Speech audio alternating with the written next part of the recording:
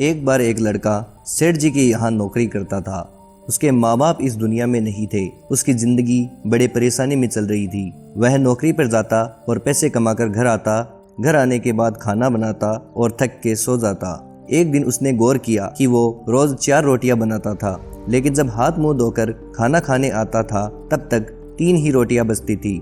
दूसरे दिन भी यही हुआ। तीसरे दिन उसने ध्यान रखा और आखिरकार एक चूहे को पकड़ा जो कि 1 रोटी लेकर जा रहा था। चूहे ने उससे कहा, भैया मैं तो मेरी किस्मत का खा रहा हूँ, मेरी रोटी तो मुझे ले जाने दो। तो लड़के ने कहा, नहीं मेरे पास ज्यादा पैसे नहीं है, मैं सिर्फ 4 ही रोटियां बना सकता हूँ, उसमें से भी अगर एक तुझे दे दूंगा तो मेरे पास क्या बचेगा, मेरी जिंदगी बड़ी मुसीबत में चल रही है। तो चूहे ने कहा, तुम्हारे सारे सवालों का जवाब गौतम बुद्ध दे सकते हैं, उनके आश्रम में जाओ और अपनी जिंदगी के बारे में बताकर सही रास्ता पूछो। लड़के ने चूहे की बात मानी और गौतम बुद्ध से मिलने के लिए निकल पड़ा। थोड़ी दूर चलने के बाद लड़के को एक हवेली दिखाई दी। लड़के ने सोचा, क्यों न इस हवेली में जाकर मदद मांगी जाए। जब वहां पहुंचकर उसने मदद मांगी तो हवेली की मालकिन ने कहा, बेटा कहाँ जा रहे हो?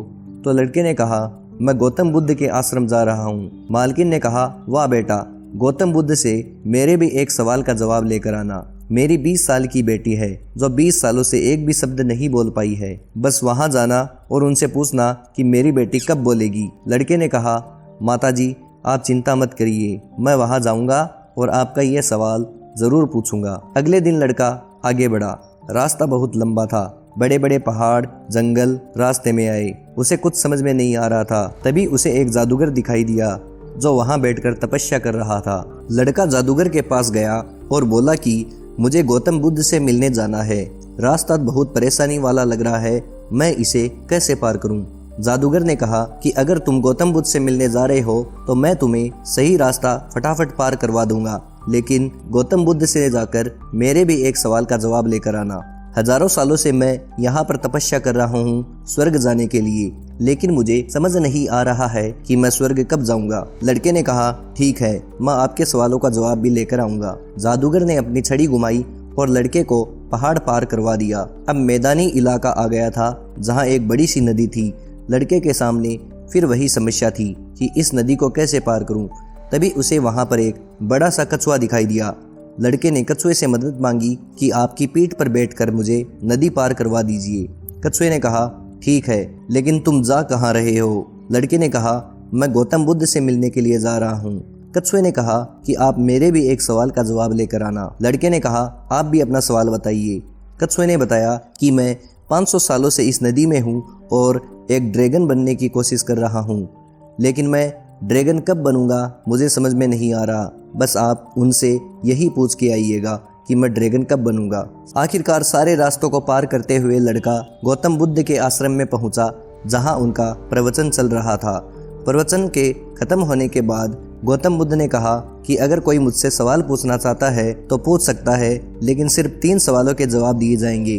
अब लड़के के सामने समस्या थी क्योंकि सवाल 4 थे और वह केवल 3 सवाल ही पूछ सकता था। लड़के ने सोचना शुरू किया।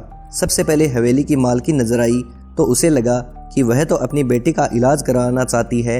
उनकी बेटी बोल नहीं रही है, उनकी आंखों में आंसू थे, उनका सवाल तो जरूरी है। दूसरा सवाल जादूगर का है, वो 1000 साल से बर्फ के पहाड़ में तपस्या कर रहा है। तीसरा सवाल कछुए का है जो 500 सालों से नदी में ड्रैगन बनना चाह रहा है। फिर लड़की ने अपने बारे में सोचा जो कि सेठ जी के यहाँ नौकरी कर रहा था। लड़के ने सोचा, मैं तो नौकरी कर ही रहा हूँ, खाना खा ही रहा हूँ, मेरा तो इन सभी से अच्छा चल रहा है, थोड़ी और मेहनत करूँगा तो कुछ न कुछ बदल ही लूँगा। फिलहाल इन तीनों की ज़िंदगी में बहुत बदलाव लाना ज़रूरी है, इसलिए इन तीनों के सवाल पूछना ज़रूरी है। गौतम बुद्ध ने जवाब दिया सबसे पहले हवेली की मालकिन के सवाल का।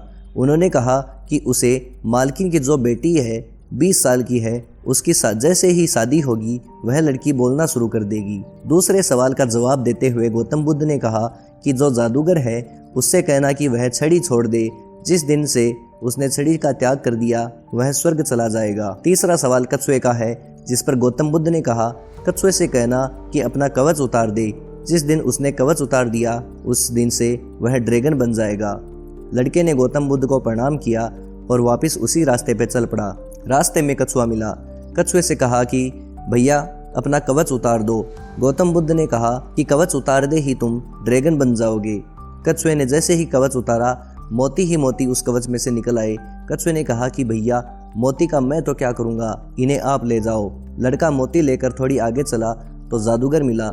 लड़के ने जादूगर को कहा, जैसे ही आप अपनी छड़ी छोड़ दोगे आप स्वर्ग में चले जाओगे। जादूगर ने यह कहकर अपनी छड़ी छोड़ दी और कहा कि यह छड़ी तुम रख लो, मैं तो स्वर्ग चला जाऊंगा। और इसके बाद जादूगर स्वर्ग चला गया। लड़का मोती और छड़ी लेकर हवेली पहुंचा और मालकिन से जाकर बोला, आपका जो सवाल था उसका जवाब मिल गया है। आपकी 20 साल की बेटी की जिस दिन शादी हो जाएगी वो उसी दिन से बोलना शुरू कर देगी।